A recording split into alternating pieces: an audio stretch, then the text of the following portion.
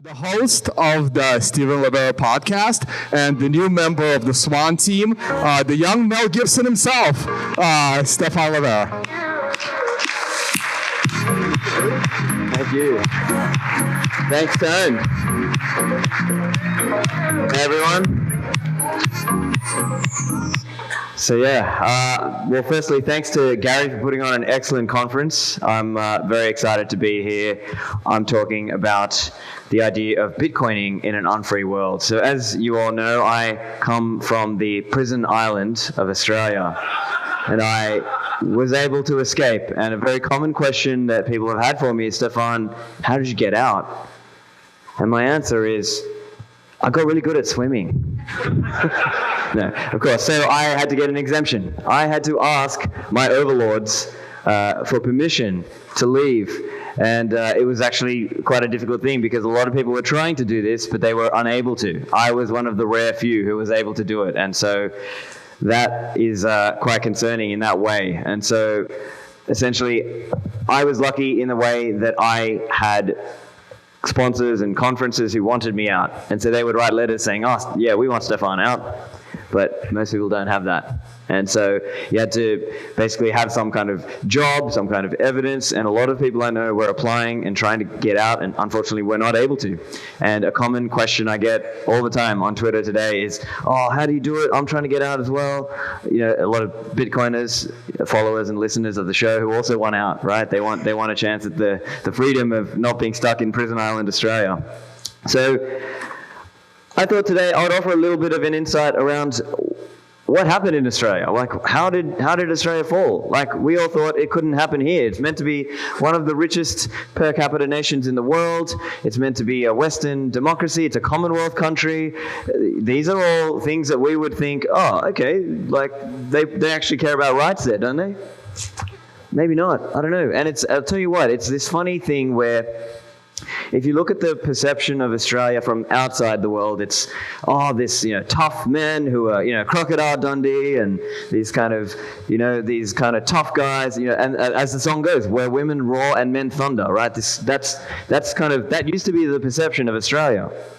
But now it's a bunch of bedwetters, basically. Just a bunch of just crazy, just ridiculous level of panic and a ridiculous level of entitlement at the level of risk that they should be bearing.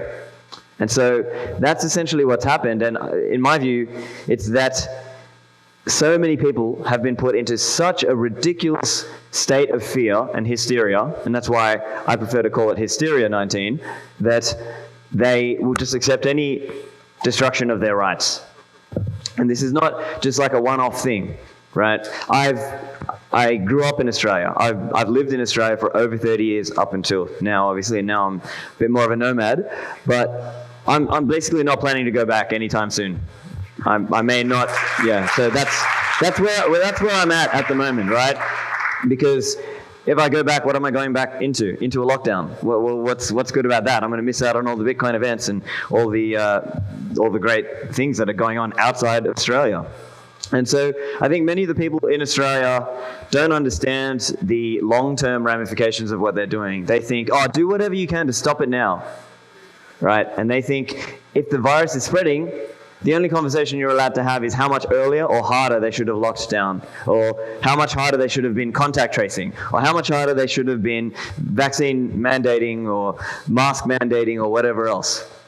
That's the conversation that they are having in Australia.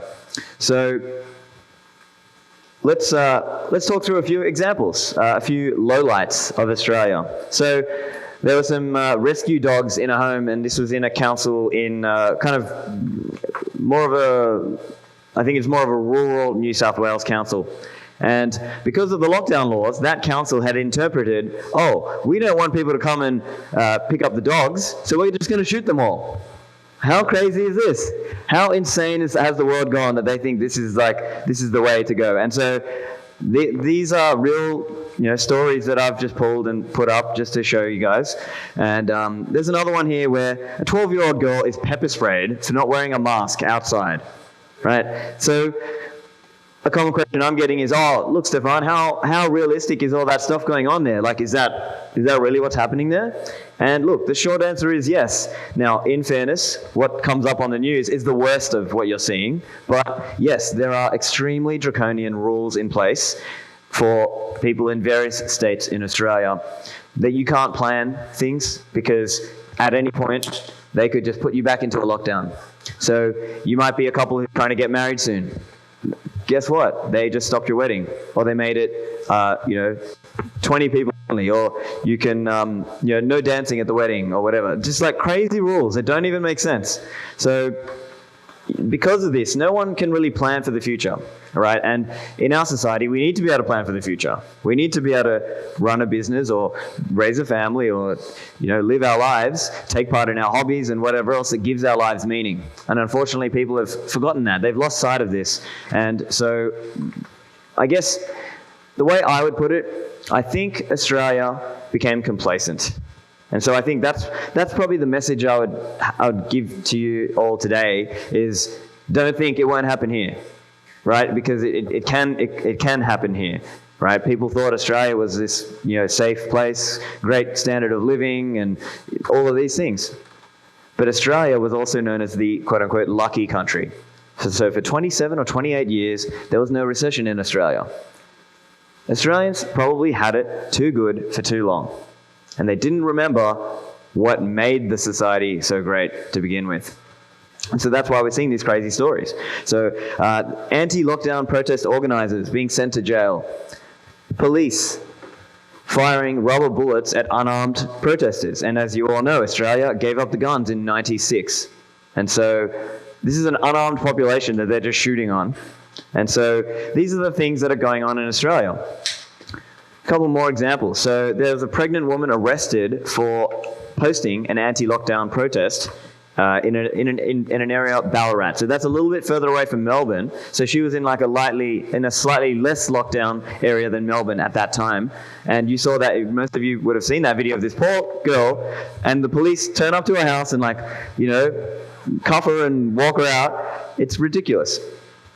And can you imagine the military being deployed against its own citizens? Now, unarmed, sure, but nevertheless, because in their mindset, it's, oh, you weren't complying hard enough. Therefore, that's why this thing was spreading.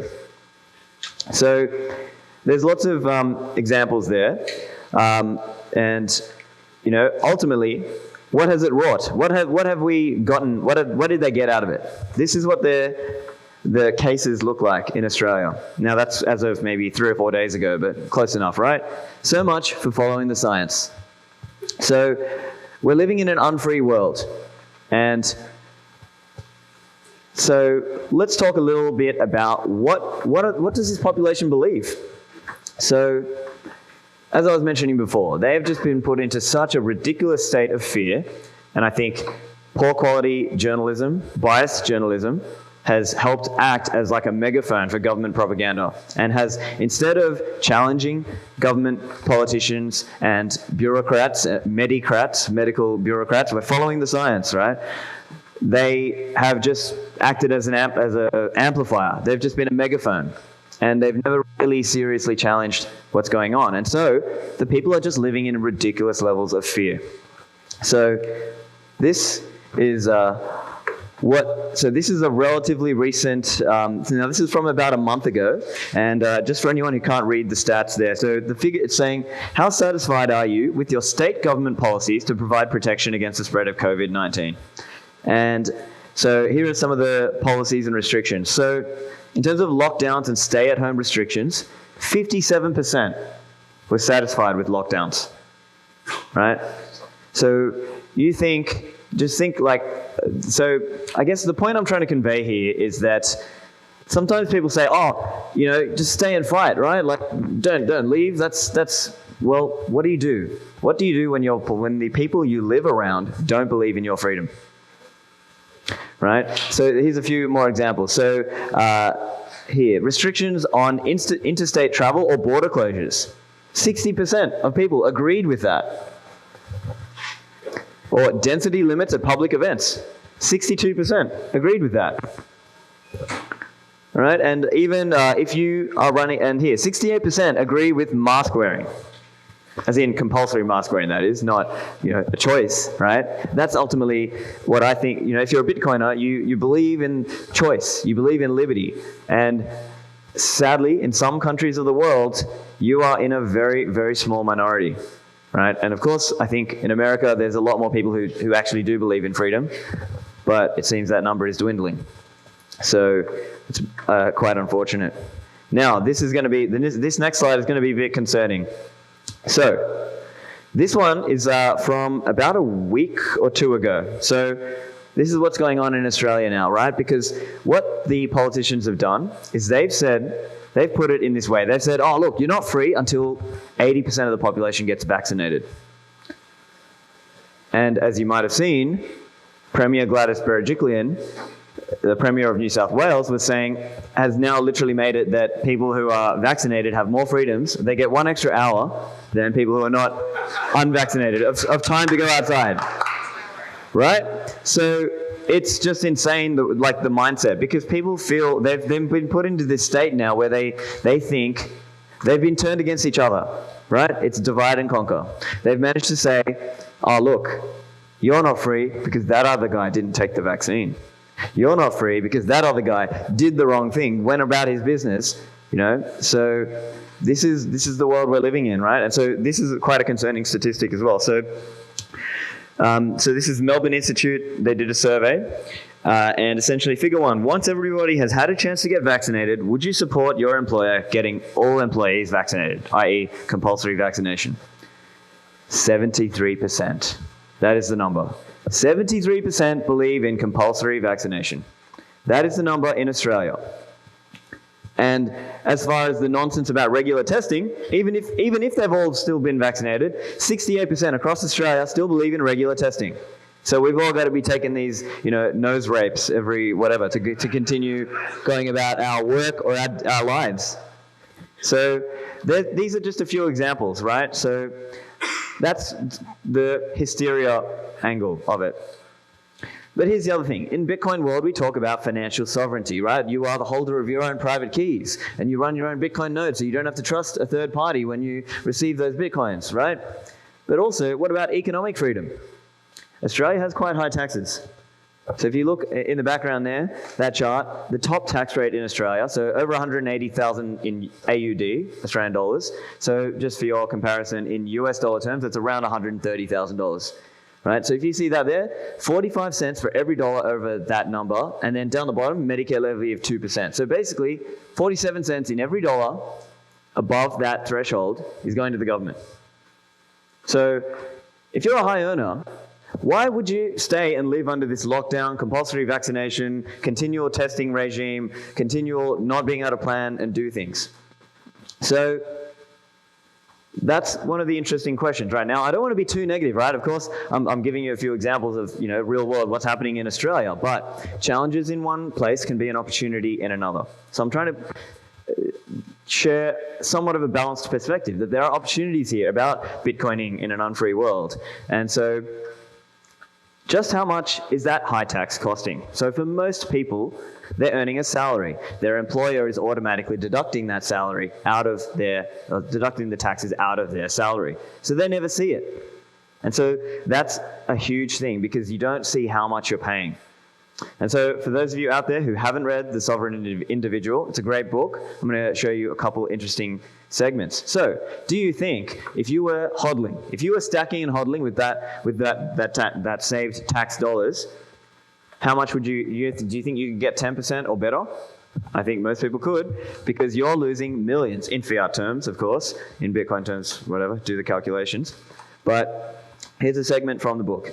Remember, each $5,000 of annual tax payments paid over 40 years slashes your net worth by $2.2 million. Assuming you can recognize a 10% return or realize. So Bitcoin has been doing over 100% for the last 5 years, 10 years. Now, of course, it's not going to maintain that forever, right? It is going to taper down. But for the next few years, it could quite conceivably be doing 70% per year before it maybe someday it tapers down to, call it 5%, right? That's going to be our little growth deflationary benefit. So think, if you were 20 or 30 years old, as an example, and you could sock away, 40% more money, imagine the savings that you would have at the end of your, maybe not the end of your life, but let's say you start at 20, at 60, how many more millions of dollars or how many more Bitcoins would you have? If you started at 30, when at 70, how many more Bitcoins are you going to have, right? And so that's a couple examples there. And so this is particularly true for high earners. So if you are a high earner, you are paying an incredible price, because basically the numbers kind of work out to like, in that book, they use the number of $125,000 worth of taxes paid by that top 1%. Just the taxes. And so they were saying, even if you moved out to Switzerland in that example, or you went to, say, Bermuda back then, nowadays maybe Dubai or one of these other zero tax places, that is $55 million that you've given up over the course of your life to the state to live in what? In like lockdowns and masks and all of this? So there's a huge incentive to start jurisdiction shopping, right? And so some of this is kind of, the whole Plan B passport, or kind of this kind of idea, right? And I think there's a lot of merit to that, right? Because here's how I was looking at it, right? Think of it like a matrix. You got your hysteria and you got taxes, right? Australia is the worst of both worlds. It's high tax and you have high hysteria. If I'm going to live somewhere and it's going to have high hysteria, I'd at least want it to be a low tax so I can save that money and put it into causes that I believe in, right? And it doesn't even have to be what you believe. It could be that you're passing it on to your family, or that you're putting into various other causes that you believe in, as I was mentioning. So think of it like that. The high earners are paying a high price for this. And so if you really stop and think about the compounding involved, it's just incredible. So as I was saying before, what do you do when everyone around you capitulates? What do you do when 70% of the population believe in mandatory vaccination? Well, sometimes you just can't fight a useless political battle. If that many people don't agree with your freedoms, you probably have to move. That's the hard reality of it, right? Now, depending on what state, what country where you're from, that'll be a totally different answer, right? Obviously, most of us here are American. Fine. So, at some point, after years of saying love it or leave it, people telling you love it or leave it, well, maybe it is time to just leave it. Why wouldn't you do that? You can take your skills and tax revenue elsewhere. Make these states or countries compete for you. If you're able to earn money and you have skills, you can start businesses, you should be out there doing these things. You should be looking at ways to basically keep more of that for yourself and your family instead of giving it to these bureaucrats who are just pissing it away. So there's a book. This is a well-known book in libertarian circles. So that's basically what the theme of my talk was: Bitcoining in an unfree world, right? So this is a well-known book by Harry Brown. It's called it's called Freedom in an Unfree World. Right now, I don't agree with every single thing he says in this book, but it was an interesting one because one of the lessons was that you're not necessarily going to get a long way with overly focusing on politics, because if you're relying on all of these other chains of, if we get this person voted in, and if we achieve this, that, and the other, then someday I might be able to lower my tax, or I might be able to enjoy more freedom. But there are ways where you can go about taking your freedom back for yourself, and you can go back. You can, for example, find ways to restructure your affairs to lower your taxes, or you can find ways to go to somewhere else where they do believe in freedom. You can find ways to give yourself more freedom in a personal sense.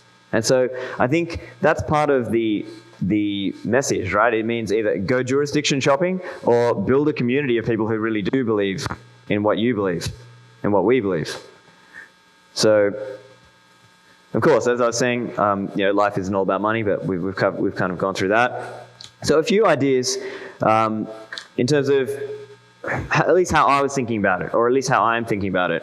Think about places that are relatively open, right? So within the USA, Texas, Florida are the obvious examples. Overseas, places like Mexico, maybe Colombia, maybe Albania, maybe Denmark is recently, they took away all their hysteria restrictions. So that might be something interesting. And then you've also got to layer that with, what places in the world have low taxes? And so obviously those of you in the US, maybe for some of you, the Puerto Rico thing, structure it through a business, maybe that's the way that you can dramatically get a big win, right? Instead of paying 40, 50% in taxes, you can get that down to 4%. Well, that's a huge win. So that's another example right there. Dubai, zero tax, Caribbean, some of the Caribbean islands, Cayman, or even some of the territorial tax regimes. So these are all things that you can look at and explore and try to find freedom for yourself in that way.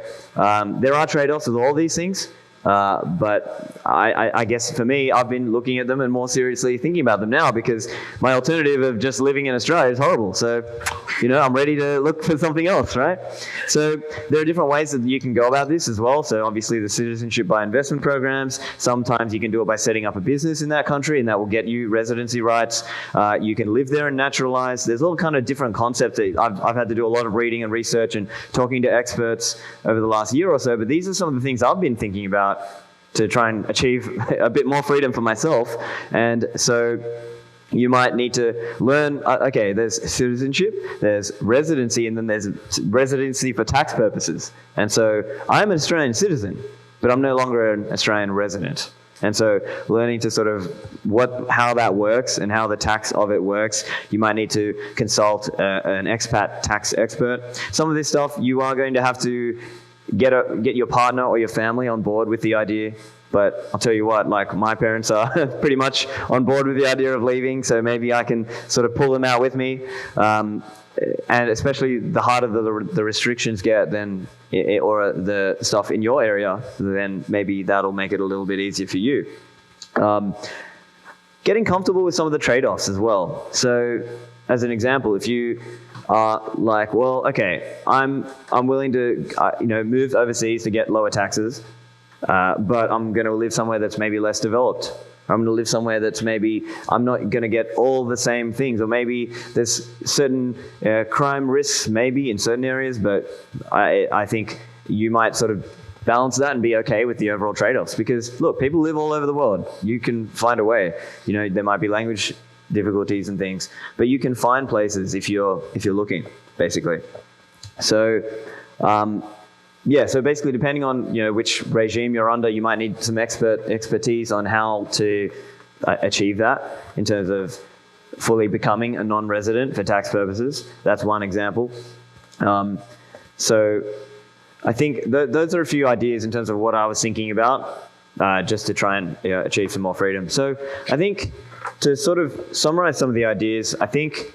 It's a section from the book. Free men recognize that they can't change the world, and so they concentrate on the power that they do have, which is enormous. They realize that they can choose not to be involved in situations that don't suit them. Right? And so part of that is also not waiting until it's too late. Right? So we would all like to think we would have, under Nazi Germany, that if you would have left in time, or would you have been one of those people saying, oh, it's not bad enough yet, it's not bad enough yet? Well, I guess you've got to try to make that assessment for yourself, and don't rely on enough other people in your jurisdiction waking up, because they might not. And that can be hard, but that's the reality. So I think of it like you've all got to take that action for yourselves and go to the places that are more free. I mean, for me, I'm not an American, but if I was, I'd probably go to Texas. I'd probably be in Austin. Given I'm not an American, well, it's a different conversation. So, but I think you have to go where you think other people believe in similar things, or they're at least willing to let you choose for yourself. I think that's the important thing to keep in mind. So, so that's it. So that's Bitcoining in an unfree world.